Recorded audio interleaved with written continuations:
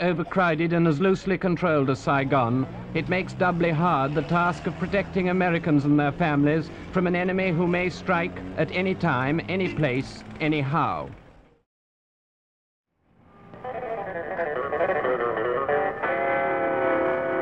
With music and news 24 hours a day, this is Armed Radio Service, Vietnam. The Civilian Aviation Directorate announced yesterday the Ton Son Nhut Airport terminal will henceforth be accessible only to air passengers awaiting flight. The measure was taken at the request of the security authorities. It requires passengers to use cars placed at their disposal by the concerned airlines' offices when leaving or entering the airport terminal. Authorities said the regulation would be lifted as soon as security conditions warrant it. Saigon is the city where the quiet American, if you remember the novel by Graham Greene, was killed. That was about 10 years ago. And since then, a lot of Americans have moved into Saigon, and more have been killed.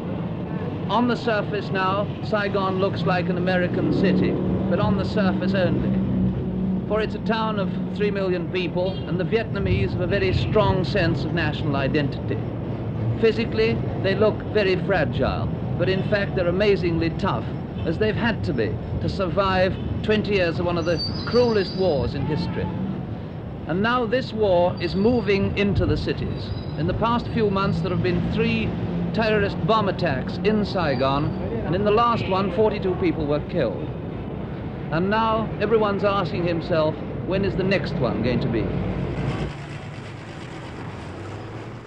Only the Viet Cong know the answer, although there are always plenty of rumors.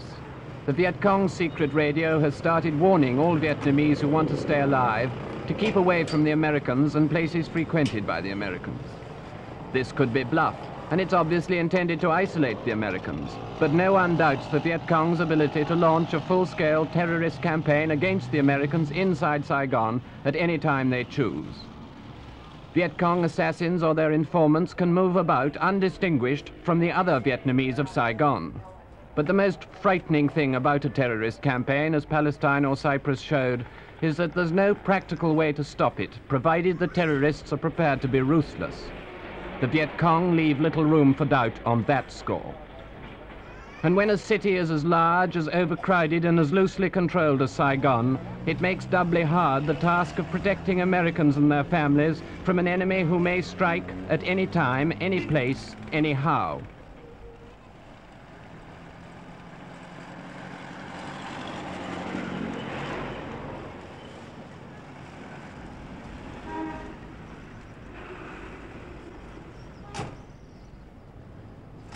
The first of the terrorist targets was the American embassy, now rebuilt like a fortress with reinforced walls and hardly any windows. A few months ago, the Viet Cong parked a Citroen car loaded with TNT at its gates. It exploded, damaging the building, killing 13 and wounding scores more. Now, all arriving cars, even embassy ones, are checked for hidden bombs, part of new and stringent security measures. And inside the embassy, the touch of an emergency switch brings a steel barrier down over the new blast-proof glass doors. Darkness gives a misleading sense of security in Saigon. In fact, the ordinary American is wide open to attack as he walks the streets at night, shops for souvenirs, or drinks in one of the scores of little bars that come to life after dusk, and where for a short while he can pretend to forget the war.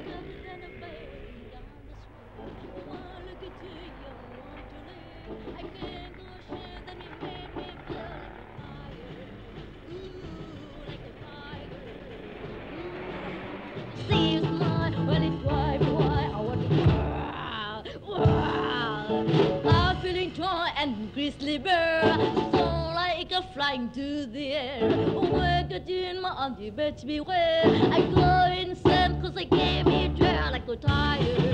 Ooh, like a tire. Ooh, see a smile when it drive by. I want to wow.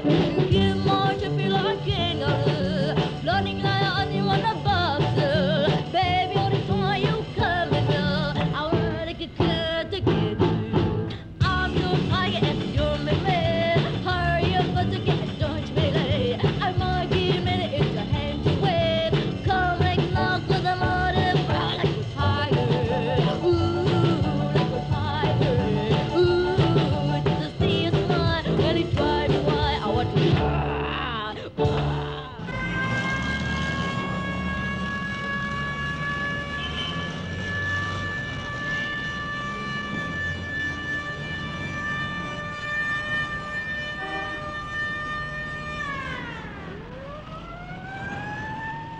The last Viet Cong bomb attack was on a floating restaurant in the